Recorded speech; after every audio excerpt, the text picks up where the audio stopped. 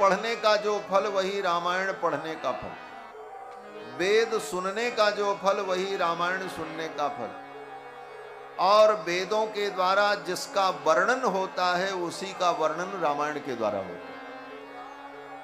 वेद के द्वारा किसका वर्णन होता है? बोले ब्रह्म का, परमात्मा। रामायण के द्वारा भी ब्रह्म परमात्मा श्री रघुनंदन का वर्णन होता है।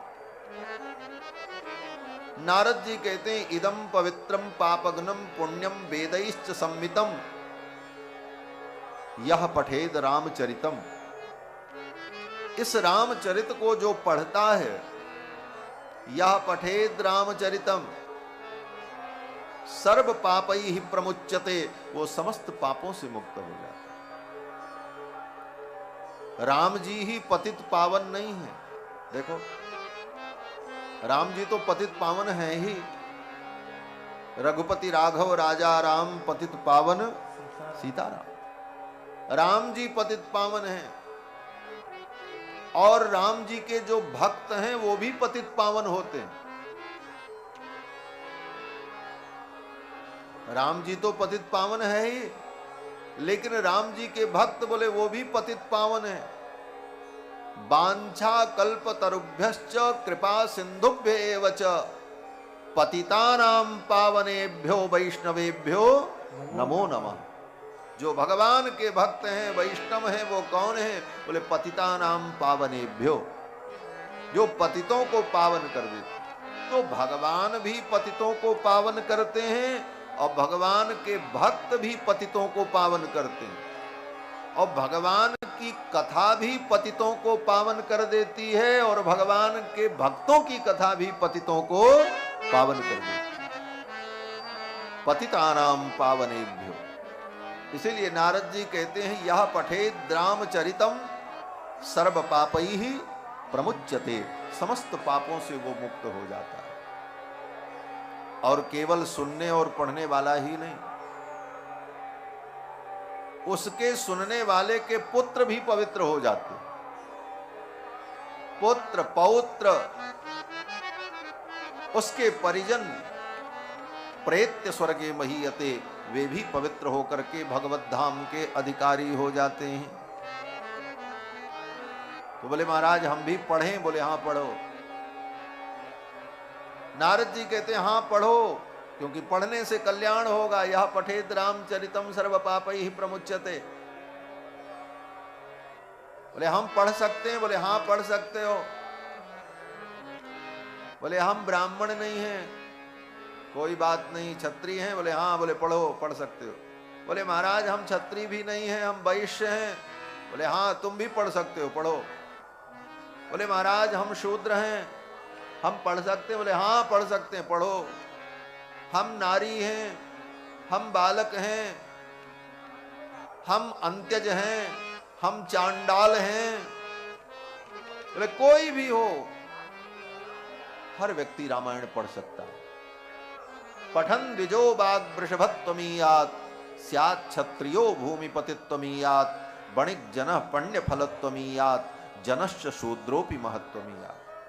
नारद जी कहते हैं चारों वर्ण के लोग, चारों आश्रम के लोग, प्राणी मात्र, मनुष्य मात्र, जो पढ़ने जानता हो, पढ़ सकता हो, बोले वो पढ़ ले। ये सब के लिए। क्यों? बोले राम सबके, और राम जी का चरित्र सबके लिए। राम जी के चरित्र में सबको अपने लायक वस्तु मिल जाती है। राम जी के चरित्र में सबको अपना स्थान मिल जाता है, और राम जी के चरित्र रूपी दर्पण में हमें अपने आप को देखने का प्रयास करना चाहिए। राम जी के चरित्र रूपी दर्पण में अपने आप को देख करके हम अपने आप को संवार लें। जैसे शीशे के सामने खड़े होकर के व्यक्ति अपने को संवारता है। शीशे के सामने खड़े हो जाओ, शीशा झूठ नहीं बोलता, दर्पण झूठ नहीं बोलता है। आपकी नाक टेढ़ी है तो दर्पण कहेगा नाक टेढ़ी है।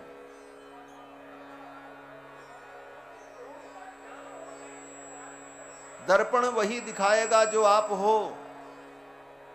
दर्पण सत्य बोलता है। राम जी सत्यवादी हैं, राम जी सत्यनिष्ठ हैं, इसलिए राम जी का चरित्र वो सत्य दर्पण है जिस दर्पण में आप अपने चरित्र को देखकर अपना सुधार कर लो। शीशा हम क्यों देखते हैं? बोले कुछ गड़बड़ हो तो ठीक कर ले। कहीं जाने की तैयारी की, सज धज गए, बोले एक बार फिर शीशा उठा करके देख लिया, कुछ गड़बड़ तो नहीं। गड़बड़ है तो ठीक कर लिया।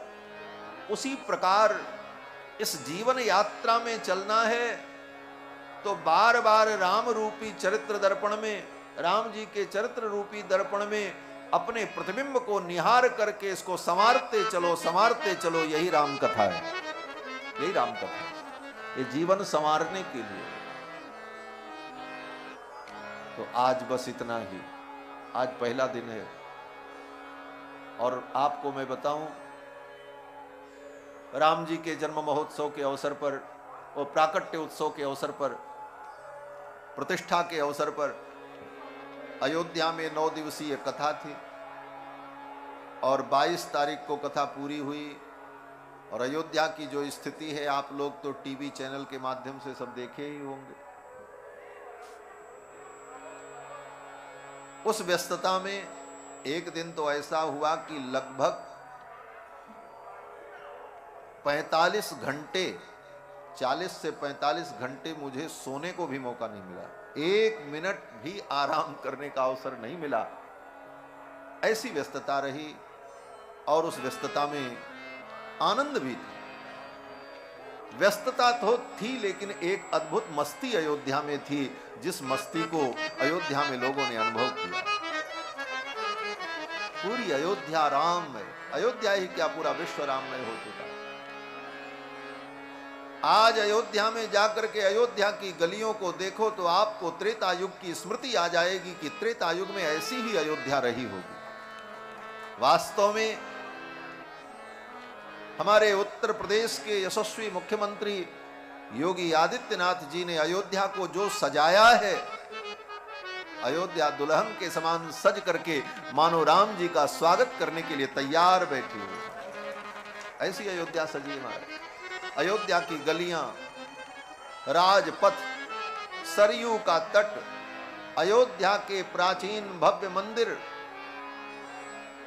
गगनचुंबी शिखर, अयोध्या तो स्वर्गमयी हो गई।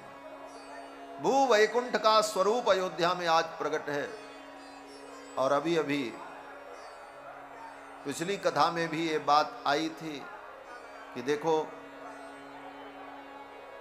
अयोध्यापुरी में जब आपके तीर्थराज प्रयाग पहुंचे, ये तीर्थराज प्रयाग अयोध्या जाते हैं कब? बोले रामनवमी के दिन। क्यों? बोले ये तीर्थों के राजा हैं तीर्थराज प्रयाग। सतीर्थराजो जयति प्रयागः, ये तीर्थों के राजा हैं। तो सारे तीर्थ यहां पर अपने राजा की बंदगी करने के लिए आते हैं, स्तुति करने के लिए आते हैं। और सारे तीर्थ क्या लेकर के आते हैं राजा के पास? राजा के पास उपहार लेकर के जाना चाहिए। तो जितने ब्रह्मांड के तीर्थ हैं वो तीर्थ जब तीर्थराज प्रयाग के पास आते हैं तो उपहार में क्या लेकर के आते हैं? बोले पाप लेकर के आते हैं। पाप लेकर के आते महाराज। क्यों? बोले लोग तीर्थ में जाकर के स्नान करते हैं, दान करते हैं, तीर्थ यात्रा करते हैं तो लोगों का पाप उसी तीर्थ में छूट जाता है।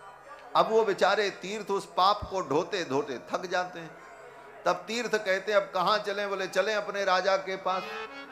सारे तीर्थ आकर के अपना पाप तीर्थराज प्रयाग में छोड़ के चले जाए। अब ये तीर्थराज प्रयाग कहां ले जाएं उतना पाप? उस पाप का निस्तारण कहां हो, कहां उसको खत्म करें?